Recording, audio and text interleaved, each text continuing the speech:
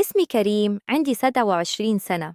كنت في آخر سنة في كلية التجارة، وكل أحلامي إن أتخرج وألاقي شغل محترم. لكن القدر كان عنده خطة تانية. والدي كان موظف بسيط، مرتبه بالكاد يكفينا. كنا إحنا 5: أنا، أختي الكبيرة منى في تالتة ثانوي، وأختي الصغيرة سلمى في أولى كلية آداب، وأمي الله يرحمها. بعد وفاة والدي فجأة الدنيا اختلفت. أنا كنت المفروض أكون اللي مسؤول عن البيت كله. حاولت أركز في المحاضرات بس ضميري كان يأكلني. ماما محتاجة دواء، مينا محتاجة كتب، سلمى محتاجة مصروف. مشيت على المحاضرات شهر كده بالعافية، وبعدين اضطريت أشتغل شغلانة تناسب حد لسه متخرجش. رحت شغال في ورشة نجارة، واشتغلت في محل بقالة، حتى اشتغلت يومين في الفرن. حاجة تقهرني وأنا كبير يا دوب. آخر فرصة لقيتها شغل سواق عند حاج اسمه الحاج سمير، تاجر كبير عنده مصانع حلويات. مستحملتش كبريائي في الأول. قلت لنفسي انت في آخر سنة ليه تبقى سواق؟ بس أمي دعت لي وقالت لي الفلوس مش عيب، العيب إنك تقعد مش عارف تجيب أكل. الحاج سمير كان راجل نص نص، بيخاف من مراته خوف مش طبيعي. مراته اسم سما نصري، ست في أواخر الثلاثينات، شكلها عادي بس لابسة كويس. ولادهم 3 عايشين في فيلا وكل طلباتهم جاية. مرت شهرين وأنا معاه في كل مشوار، لدرجة إنه قال لي أنت زي ابني، وفعلا بدأ يثق فيا. وفي يوم طلب مني إني أسافر معاه في مشوار برا المحافظة عشان شغل. وافقت، مع إن قلبي كان وقع، مش عارف ليه. التشويقة في السفرة دي، فتحت باب شقة ما لقيتش الحاج سمير قاعد، لقيت ست تانية. بصت لي بصة عمر ما حد بص لي كده قبل كده، ولسه معرفش إن الصدمة جاية بعد كده. وصلنا مدينة تانية. الحاج سمير طلب مني أنزل الشنط من العربية. لقيت الشقة في دور رفيع، وستي فتحت الباب. ما كانتش مراته، ست في سن ال30 بالظبط، جميلة بشكل غريب. مش جمال ورق وصور، لأ، جمال طبيعي خالص. هدومها بسيطة بس أنيقة. عيونها كانت فيها حزن عميق. قدمت بنفسها: اسمي نهاد، أهلا بيك. اتفاجأت. الحاج سمير قال لي: نهاد دي صديقة العيلة، هنتعامل معاها كتير الفترة الجاية، وانت هتكون الوسيط بيني وبينها. كلمته غريبة، بس أنا ماليش دعوة. قال لي أنزل أتمشى ساعة وارجع، وسابني معاها لوحدي في الصالون. نهاد قعدت جنبي، قالت لي: عندك مشكلة لو قعدنا شوية؟ قلت تمام. وبدأت تسألني أسئلة شخصية جدا، عن أهلي، عن مستقبلي، ليه بشتغل سواق. حكيت لها ظروفي. دموعها اتحبست في عينيها. قالت لي: أنا زيك بالظبط، والدي متوفي، أمي تعبانة، وخواتي البنات أصغر مني، أنا اللي بصرف عليهم. الصدمة إنها عايشة لوحدها في الشقة دي. الحاج سمير اللي مأجرها لها هو اللي بيصرف عليها مقابل إنها تكون زوجة ثانية بالسر. مراته ما يعرفهاش. قعدت تقول لي: أنا مش عايزة العيشة دي، بس أضطر، مين هيعيل أمي غيري؟ أنا كنت واقف زي الأهطل، مش قادر أتكلم. هي كانت بتتألم قدامي، وقلبي اتقطع لها. وبدون ما أحس، أول خيط من حبل طويل بدأ يتكون بينا. مش حب. لكن فهم وشفقة.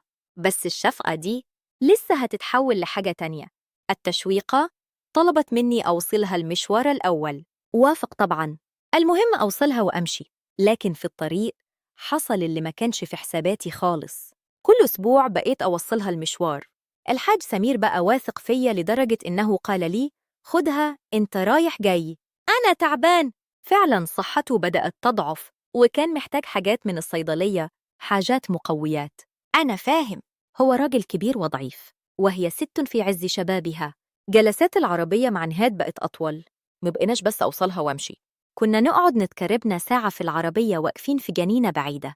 تحكي لها عن يومي، وهي تحكي لي عن ضغط أختها في الثانوية، عن مرض والدتها، عن شعورها إنها عايشة في قفص ذهبي.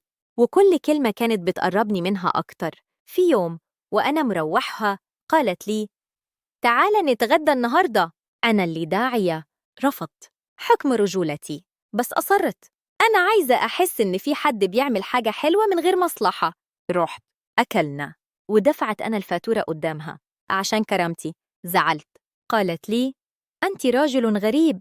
ومع كل مرة بقيت بحس إن هي ما كانتش راضية عن حياتها، كانت بتتعذب، وأنا كنت بعاني معاها. لحد ما في يوم العربية واقفة وكان الجو برد. مديت لها جاكيتي، قربت مني ونسيت نفسي. مش هقول حصل إيه بالكامل، بس اللي حصل خلاني أحس إني خاين لمبادئي، بس في نفس الوقت كنت مبسوط. مش عارف ليه. التويقة بعد اللي حصل في العربية قالت لي جملة واحدة: عايزة أبقى شريكتك في مشروع، خد الفلوس دي وابدأ حياتك. وأخرجت ظرفة من شنطتها. الرقم اللي كان جواه مش طبيعي. الظرف كان فيه مبلغ كبير. قالت لي: ده ذهبي اللي بعته، خدوه كسلفة، ابدأ مشروع صغير، أرفع نفسك، متفضلش سواق. أنا كنت واقف زي المغفل، قلبه بيقول خد، كرامته بتقول لأ. سألتها: ليه بتساعديني؟ ردت: لإنك أول راجل حساني إني بني آدمة مش سلعة. قفلت وأنا ماسك الظرف. حكيت لأمي. قالت: ربنا يبارك لك فيها، بس خلي بالك. فتحت محل صغير أغراض بيت، ما كانتش منطقتنا فيها محل زده. اشتغلت عليه بليل بعد الشغل مع الحاج سمير، ونهاد كانت بتجيلي كل شهر تاخد تقرير بالإيرادات ومتقبش ولا قرش. بعد 6 شهور المحل كبر وفتحت فرع تاني. استقليت، سيبت شغل السواقي بهدوء. قلت للحاج سمير ظروف عائلية قبلها، وقال لي: ربنا معاك يا كريم، انت زي ابني. في الفترة دي أنا ونهاد بقينا أقرب، بقيت بحبها، مش قادر أنكر ده. وكنت عايزة أقولها: سيبي الحاج سمير، تعالى عندي. بس كنت خايف، هو راجل قوي ومعاه فلوس ومعارف، وأنا لسه صغير. كان نفسي أثبت نفسها أدامها الأول، أثبت إني راجل قد المسؤولية. التشويقة جيتها في يوم وقلت لها: نهاد، أنا عايز أتجوزك. بصت لي بصت طول، وقعدت نص ساعة مش بتتكلم، وجملة واحدة قالتها وقعتني من علي سابع سما. قالت لي: نهاد، أنا مستحيل أتجوزك، لإني هدم بيتك قبل ما يتبني. أنا ست متجوزة الحاج سمير، ومهرية بشقة وفلوس، لو سيبته هيردني زي القطة، ومحدش هيرضى يتجوز واحدة زيي. دموعها نزلت قدام أول مرة. أنا كنت متعقد. قلت لها: طب أنا مستني، لما أكون قوي أجيلك. ضحكت ضحكة مرة وقالت: الرجالة كلها بتقول كده، بس مفيش حد بيفضل مستني. في اليوم ده عزمتني على عشاء في بيتها، أول مرة أحس إني في بيت دافي بجد. طبخت لي أكلي مفضل، وجبت لي هدية ساعة يد. قالت لي: علشان تفتكر إن الوقت بيجري، ما تضيعوش. كانت ليلة طويلة وحلوة، بس مع إني كنت مبسوط كنت خايف أعلق قلب أكتر. بس خلاص، كان الأوان فات. بعد أسبوعين سمعت خبر صدمني.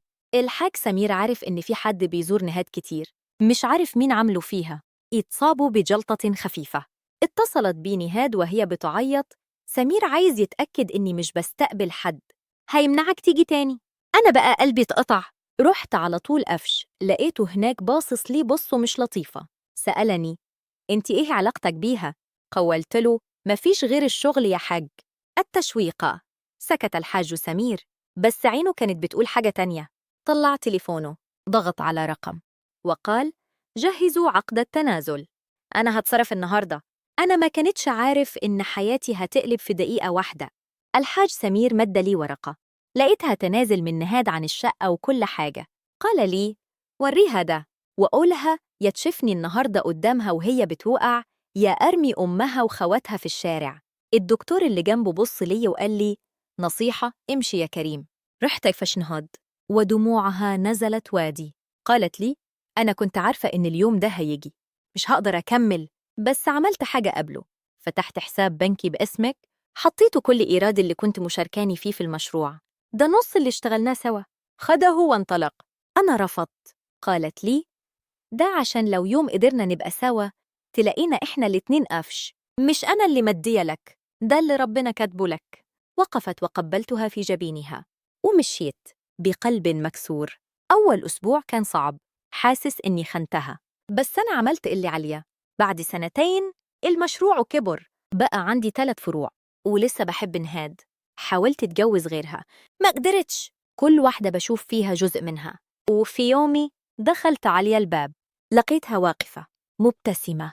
قالت لي: أنا طلقت خلاص، الحاج سمير سابني بعد الجلطة، عايزين نبتدي من الأول؟